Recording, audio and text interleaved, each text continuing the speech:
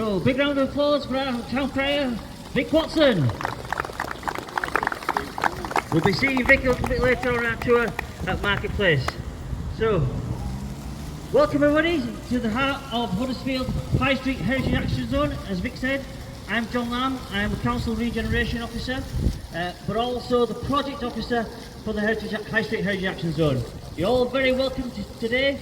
We're here to celebrate the end of the Kirklees Heritage Open Days events with our closing event here, but more importantly, we're going to do the Huddersfield Heritage Mile.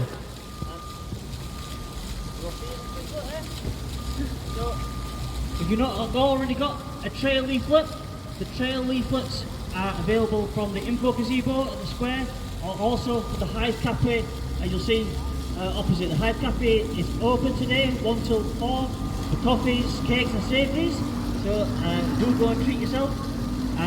Also at the Hive Cafe, especially for this event today, we see the launch of the Huddersfield Buildings colouring book.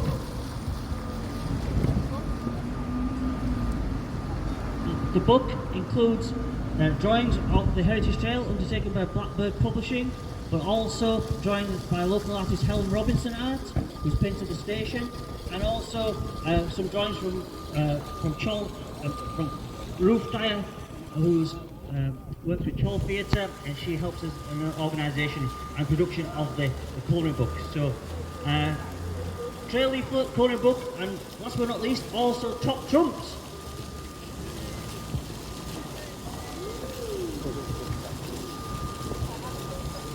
Something to keep you entertained when you're looking on the telly. So the top trumps also being launched today, featuring the nearly 50 buildings of Huddersfield. The top trump cards are available from Hive Cafe as well as, and all these being available down at the market later on.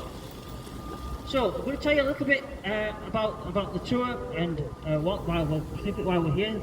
We're going to undertake what's part of what's called the Huddersfield Heritage Mile. Starts and finishes here, but today we're not going to take all the buildings because we've got a fantastic samba band with us. We're going to lead us along the way. So we're not going to go down the piazza steps, which we normally do. We're going to go around the piazza, and I'm not going to talk about all the buildings, but very roughly we'll start here and finish at the open market. Roughly take about an hour, so hopefully we're back in the market for 2, where you can take advantage of all the entertainment going on the rest of the day. Lots of book stalls, foods and drink, series of films. And then later on, of course, from 4 o'clock, we have our Town Sounds Ready street party to see us through to conclude the festivities.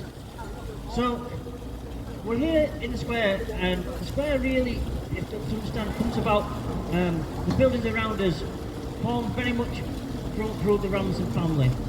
You know, traditionally, where we're standing now is, in medieval times would have been fields, but particularly with the growth of the Industrial Revolution, the bringing of the canals, the railway station, of course, brought growth with it. And the Ramsden family, being the major landowners of Huddersfield, took advantage of that growth, and many of the buildings that you see are a result. But this space we're in, had the Ramsdens had their way, this would have all been buildings because of the proximity to the train station, of course. However, for local activists, maintained this space, maintained that this should be a public space, and the Ramsdens said,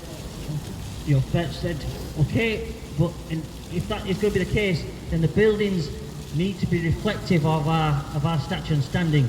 And I think when you look around this square, it certainly does that. We've got the beautiful station behind us, a palace of a station that once described, Grade 1 listed, the George Hotel, Lion Chambers, Britannia buildings, Tights buildings, all built around in the 1850s, and I think fitting tribute to certainly the architecture of Huddersfield.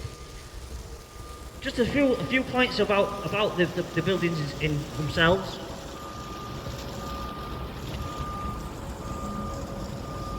The station behind us, built between 1846 and 1850, was actually built for 2 railway companies, and that's why it's so symmetrical. The buildings which are now pubs, so the Head of Steam at one end, the King's Head at the other, with the station offices for two separate railway companies.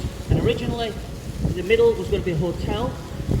However, the Ramsons recognised that what the trains could bring to the town, and so decided to build their own hotel. Now we have the George Hotel, one of the critical buildings of the Heritage Action Zone, being brought back into use.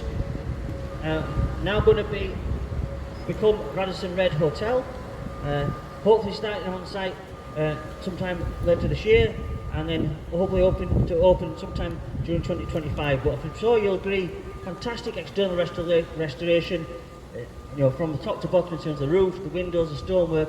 Some really fine detailing being undertaken, and we look forward, to being able to enter that building again when it operates as a hotel.